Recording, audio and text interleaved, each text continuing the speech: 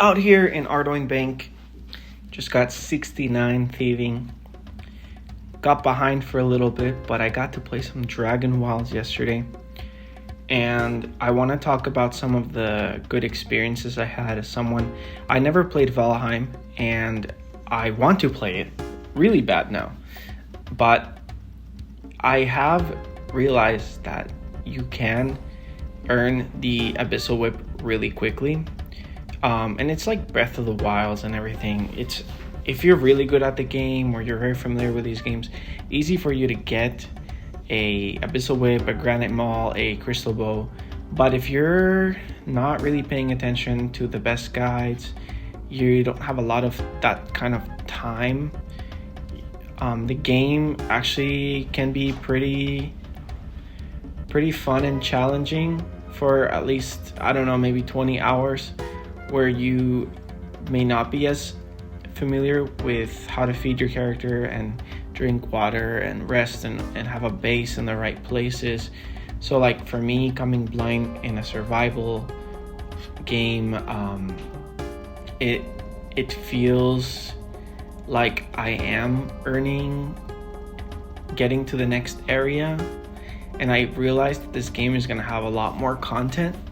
But one thing that is true is that I wish that I didn't know how easy it is to get some endgame weapons, and I wish I didn't know that I could just go to that area and use Windstep and get the Crystal Bow. And maybe if I stop this video, turn on my old 2013 Dell computer that still plays Dragonwilds fine most days, some days pretty slow, but I probably in the next 30 minutes from pausing this video or hour could get a Crystal Bow.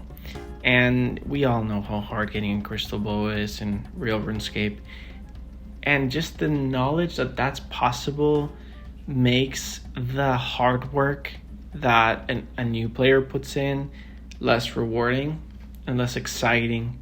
You almost feel that you're lacking efficiency, that you're just putting a handicap on yourself already. And here's the thing about 2004 RuneScape that I love.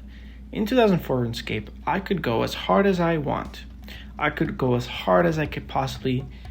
I could do the best methods, best strategies, and you still would have to grind for hours and hours and hours on end to be someone in that world. But at the end of it, I made an impact, right? So the other day, my friend Lucky Sevens had 550 lobsters. I was thieving in the Ardy Nights, had a cash stack of about 100k. He sold me those lobsters for 100k. So I kept working on my thieving, kept making my money. He went back to fishing and he got some money he could use for air blower or crafting or some other thing. Now, that feeling of going through an exploration phase or a grind phase, but at the end having a community-driven connection where you sell your items or you use your items to get someone else's items is a beautiful achievement that 2004 RuneScape has and Old School doesn't have, RuneScape 3 doesn't have, and definitely Dragonwilds doesn't have. But what I want to know is if you think that Dragonwilds doesn't have this potential, because I think it does. We could have central hubs with more players. Maybe we could have a gate that you're taken to where you actually get to connect with about 200 to 400 people, and it is a smaller section, but whatever you went out and you drank your water and you ate your food and you went into these vaults, you gathered these vault cores, you had some kind of trading, bartering system. I also think that GP, as someone who loves thieving, it's my first 99 anytime I play the game.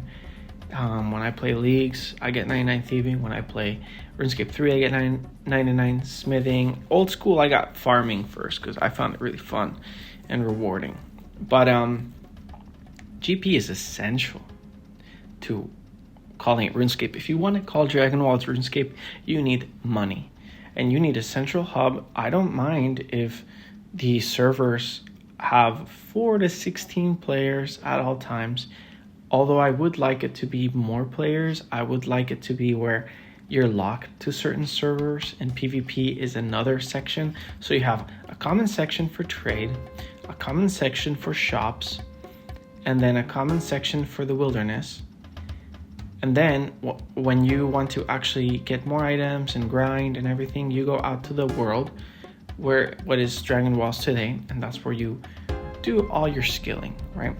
And I would feel very earned, but they need to track back on how easy it is to get a dragon visage. 1 kill on the Velgar and you get a dragon visage is crazy to me.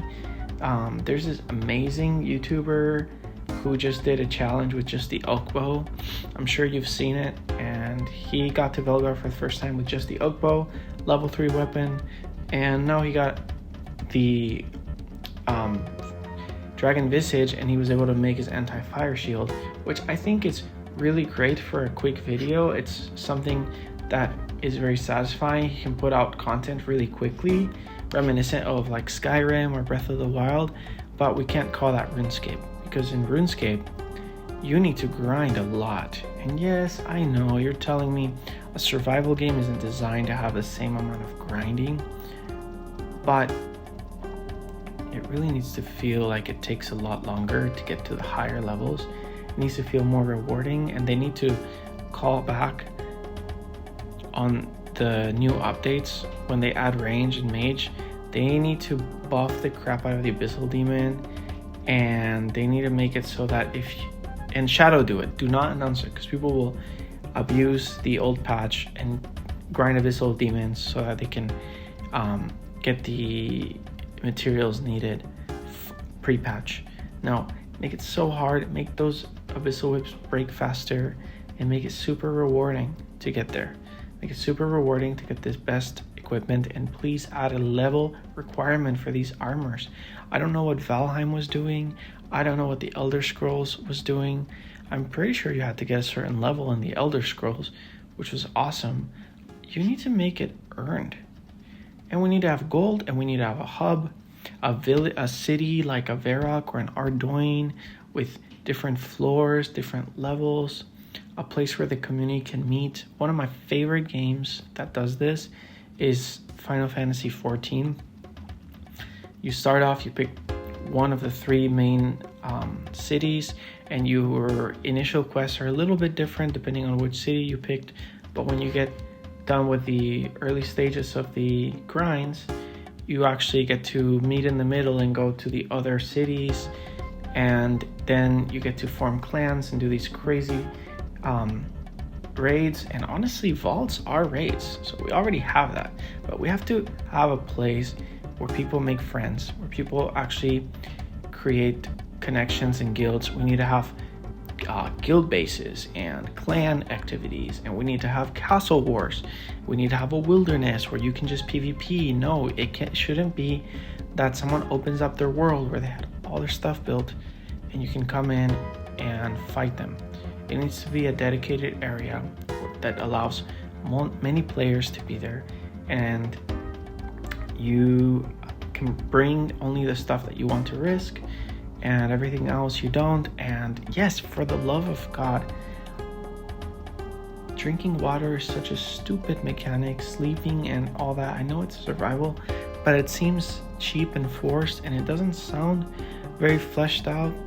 In Minecraft, your hunger, if I remember, was also your health bar, and that is also RuneScape. And I don't think you had to drink any water. I don't think you had to sleep. You only slept if you wanted to get through the night. But in Dragonwilds, you get punished for wanting to stay up at night. You get punished for wanting to survive in the area that's dark and full of monsters. That shouldn't be a punishment. You're already risking a lot of your health items and a lot of your stamina and the health bar of your weapons that will break, and your armor. So you're already putting enough risk. You don't need to be sleeping. I think sleep should be for skipping time. I think food should help you with your health bar too and your stamina. And I don't know why they added all those elements. But this game is so close to being like the best survival game ever. It is so close. They need to call back all the easy stuff, all the high level easy stuff. They need to recall it and make it hard to get and make it rewarding, and they need to add gold somehow. You need to be able to alch. You need to be able to sell your items to someone. I mean, we have Doric, we have the Wise Old Man, we have Vanica. They should be able to sell us materials too. Like Doric should be able to sell us some ores for that money, and then make it harder to level up. I think it's pretty easy right now to get to level 50. I personally am already like base 40s in all the stats, even though I've played for less than 10 hours. Actually, I've played for like 7 hours, and I'm already like 40 rune crafting, just because I really like the runes, and I made my bases around, all my bases are around the rune essence mines. So I don't know what's going on. I think this game has this crazy potential. The quest should be rewarding, hard. Also the quest layout is not that fun, and the font size of the story, the lore books, they do not encourage me to read at all. I do not feel immersed in the world in that way unless I took the time to read. But someone like me, like, unless you make it enjoyable to read, you're not gonna get me to understand the story. Like, I remember in Final Fantasy IX, you didn't have to read that much, but the dialogue was so rich. They were placed in the right time with the right music. You had to wait for the letters to scroll through the text, so that already forces you to read. Same in Pokemon. And people have really backtracked with game design. By now, just you click a button, press E, and the whole lore book opens up. And there's nothing rich about it. Like if they added some like crazy language that you have to translate, and it would actually mean something to read. Like reading was actually a very important part of the game. And they're like, well, we don't want to make reading important, because then people that don't want to read won't want to play. But come on, that's the thing about a game. It needs to feel like what you do in the game is rewarding. And if I feel very rewarded by having a 2-hour session of cutting logs, then I'm going to cut logs for 2 hours.